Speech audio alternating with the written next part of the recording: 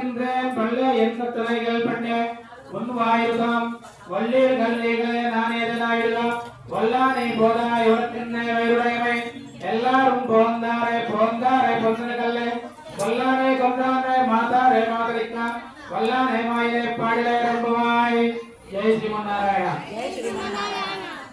అమ్మవారు ఇంకా కూడా ఆ చిలికత్తెని ఆ స్నేహితురాన్ని నేర్పుతూ ఉంటుందట. అమ్మ నీ బయట మేమందరం కూడా నీకోసం ఎదురు చూస్తున్నాము.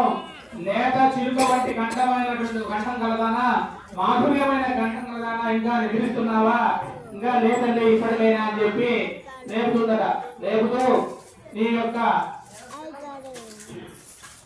అది చికాకు కలిగినట్లుగా మేమందరికీ కూడా చికాకు కలుగుతుంది కలుస్తుంటే బయట నిలబడి, కానీ నీకు మాత్రం నిద్ర పడుకోవడం లేవడం లేదు. నువ్వు మళ్ళా నువ్వు చాలా నేర్పుగలదానివి, నీ మాటలతోటి అందరినీ కూడా కట్టిపడేస్తుంటావు, కాఠిన్యం గలదానివి.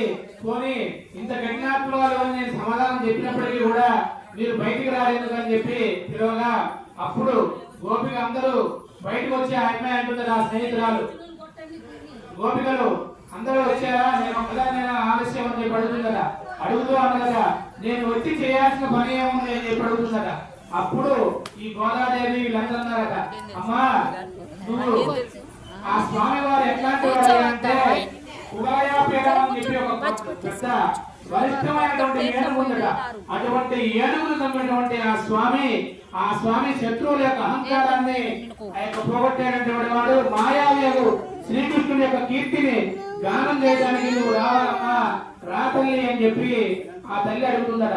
జై శ్రీమన్నారాయణ జై శ్రీమన్నారాయణ జై శ్రీమన్నారాయణ జై శ్రీమన్నారాయణ.